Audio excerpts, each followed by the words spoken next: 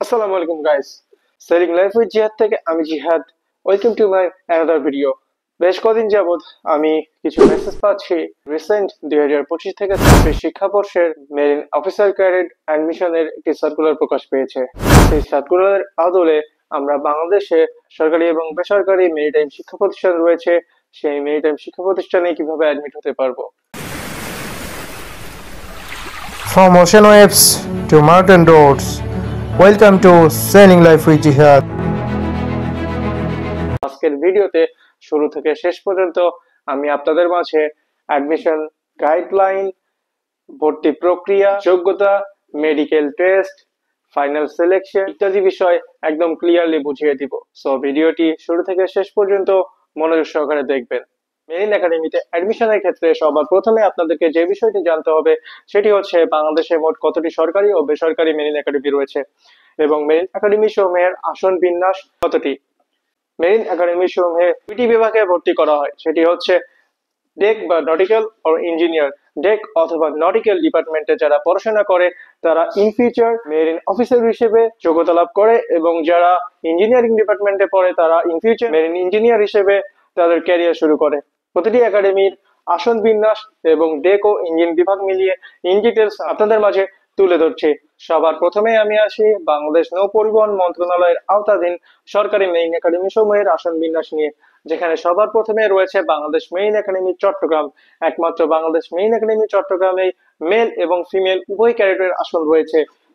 পুরুষ আসন সংখ্যা 140, নটিক্যাল ও ইঞ্জিনিয়ারিং 70 জন করে, ও ফিমেল ক্যাডেটের আসন সংখ্যা 20, নটিক্যাল 10 এবং ইঞ্জিনিয়ারিং 10 জন। এরপর পর্যায়ক্রমে Bangladesh marine academy Pabna, Bangladesh marine academy Barishal, Bangladesh marine academy Rangpur, Bangladesh marine academy Sylhet সবগুলোতে মেল ক্যাডেটের আসন সংখ্যা 36, যার অর্ধেক নটিক্যাল এবং অর্ধেক ইঞ্জিনিয়ারিং শাখার জন্য বরাদ্দ রয়েছে। এরপর আমি আসি বাংলাদেশ মৎস্য ও প্রাণী সম্পদ মন্ত্রণালয়ের আওতাধীন একমাত্র মেরিন ফিশারিজ একাডেমি চট্টগ্রামের আসন বিন্যাস নিয়ে।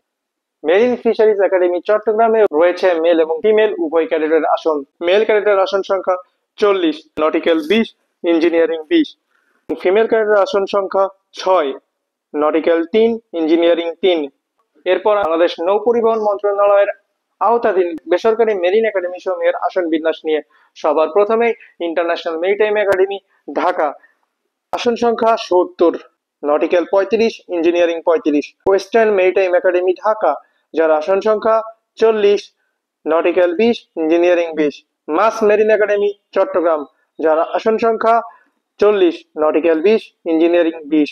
International maritime training academy Dhaka, যার আসন সংখ্যা 26, নটিক্যাল 13, ইঞ্জিনিয়ারিং 13 জন। ভাইয়া, আমরা এই কোর্সটিতে অ্যাপ্লাই করব, কিন্তু এই কোর্সটিতে অ্যাপ্লাই করার জন্য আমাদের কি কি যোগ্যতা প্রয়োজন? সো ভিডিওর এই অংশে আমি তোমাদের মাঝে এই কোর্সটির যোগ্যতা অর্থাৎ এলিজিবিলিটি নিয়ে আলোচনা করব। যোগ্যতাগুলোর মধ্যে রয়েছে শিক্ষাগত যোগ্যতা, বয়স, উচ্চতা, ওজন এবং অন্যান্য। First of all, educational qualification. বিগত বছরের সার্কুলারগুলো থেকে এবার এডুকেশনাল কোয়ালিফিকেশনটি একটি ভিন্নভাবে প্রকাশ পেয়েছে। এক্ষেত্রে তোমাকে অবশ্যই এসএসসি এবং এইচএসসি উভয় পরীক্ষায় সায়েন্স ব্যাকগ্রাউন্ডের হতে হবে এবং তোমার এসএসসি এবং এইচএসসি রেজাল্টে ন্যূনতম জিপিএ 4 প্রাপ্ত হতে হবে এবং আলাদা করে তোমাকে এইচএসসি এক্সামের ফিজিক্স এবং ম্যাথ সাবজেক্টে ন্যূনতম জিপিএ 3.50 পেতে হবে এবং ইংরেজি পরীক্ষায় তোমাকে আলাদা করে জিপিএ 3.00 পেতে হবে। এরপর আসা যাক বয়স। রানিং ইয়ার অর্থাৎ 2025 সালের নভেম্বর মাসের 30 তারিখ পর্যন্ত সকল ক্যান্ডিডেটসদের বয়স সর্বোচ্চ 22 বছর হতে হবে। 22 বছরের ঊর্ধ্বে কোনো ক্যান্ডিডেট এই কোর্সে অ্যাপ্লাই করতে পারবে না। এরপর হাইট। মেল ক্যান্ডিডেটসদের জন্য হাইট ন্যূনতম 5 ফিট 4 ইঞ্চি এবং ফিমেল ক্যান্ডিডেটদের জন্য হাইট ন্যূনতম 5 ফিট 1 ইঞ্চি। এবং ওজনের ক্ষেত্রে বলা যায় তোমাদের সবার বিএমআই চার্ট মোতাবেক এই ওয়েট মেনটেন করা হবে। আরেকটি শর্ত হচ্ছে তোমার আইসাইট। যারা নটিক্যাল ডিপার্টমেন্ট চুজ করবা তাদের খালি চোখের দৃষ্টিসীমা 6/6 হতে হবে এবং যারা ইঞ্জিনিয়ারিং ডিপার্টমেন্ট চুজ করবা তাদের চোখের দৃষ্টিসীমা খালি চোখে 6/12 হতে হবে এবং অবশ্যই চশমা সহ 6/6 হতে হবে এবং তোমাদের সকলকে অবশ্যই কালার ব্লাইন্ড ফ্রি থাকতে হবে। সব থেকে মোস্ট ইম্পর্টেন্ট পার্ট, সুইমিং।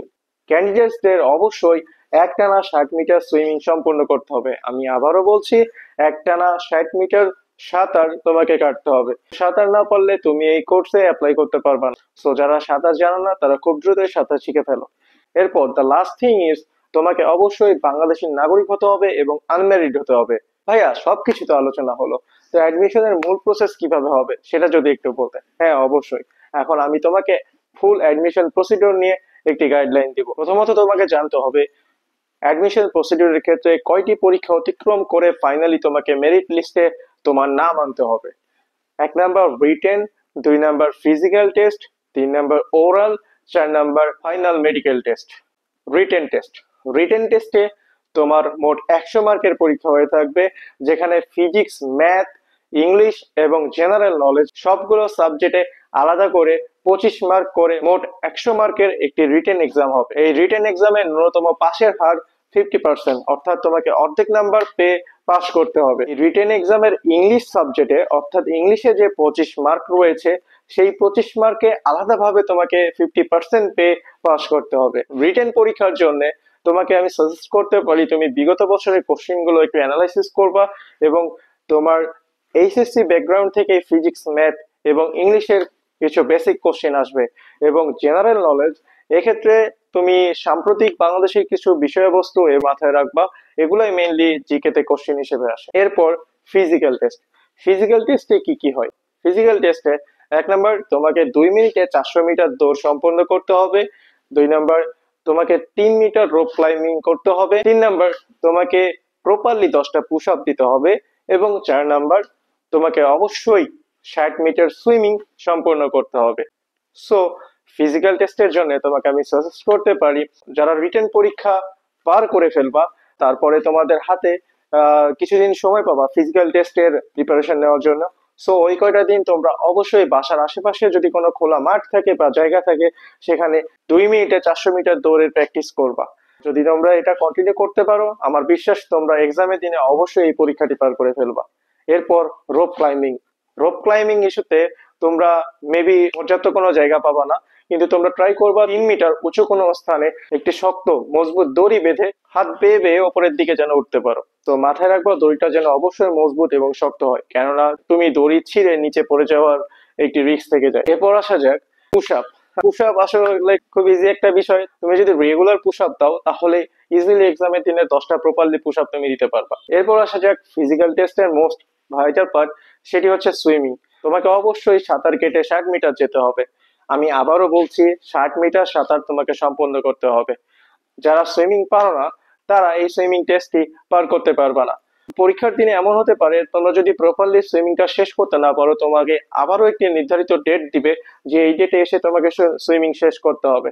এরপরেও তোমাকে ওই সুইমিংটি কমপ্লিট করতে হবে। সুইমিং এর জন্য আমার পক্ষ থেকে সাজেশন থাকবে, তোমরা এক্সাম হওয়া পর্যন্ত এখন যে টাইমটা পাচ্ছ কোনো একটা সুইমিং কোর্সে ভর্তি হয়ে তোমরা খুব দ্রুত এই সুইমিংটা শিখে নাও, কেননা সুইমিং ছাড়া তোমরা কখনো এই ফিজিক্যাল টেস্টের সুইমিং পার্টটি পার করতে পারবে না। আমাদের বেলা দেখেছি এই রোপ ক্লাইম্বিং এবং সুইমিং না পারায় অনেক ক্যান্ডিডেটস ফিজিক্যাল টেস্ট থেকে বাদ পড়ে গেছিল। এরপর অ্যাডমিশন টেস্টের ইম্পর্টেন্ট একটি পার্ট ভাইবা নিয়ে। যারা রিটেন এবং ফিজিক্যাল টেস্ট পার করে আসবা তাদের একটি ভাইবা পরীক্ষা হয়ে থাকবে। এই ভাইবাটি তোমাদের অবশ্যই কোনো এক চিফ ইঞ্জিনিয়ার অথবা ক্যাপ্টেন নিয়ে থাকবে। ভাইবার জন্য আমি তোমাকে সাজেশন দিতে পারি।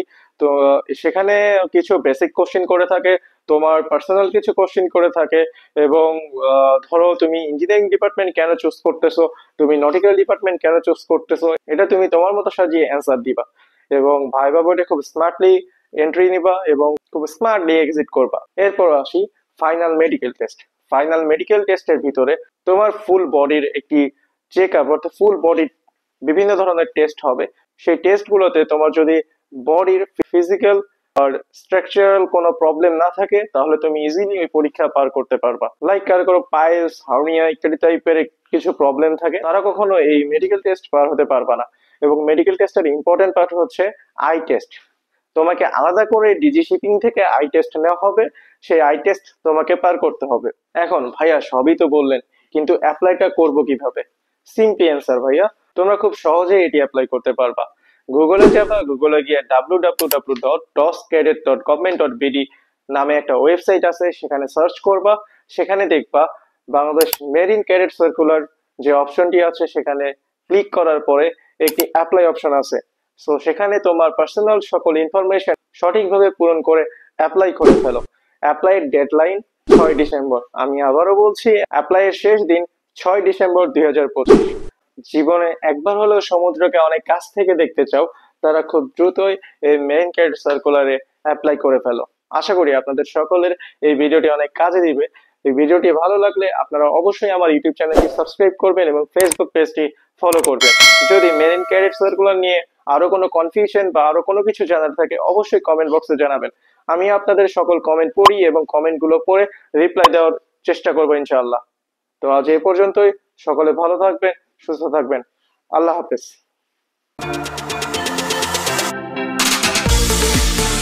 Keep sailing with me for getting more adventures. Don't forget to subscribe my YouTube channel and follow my Facebook page.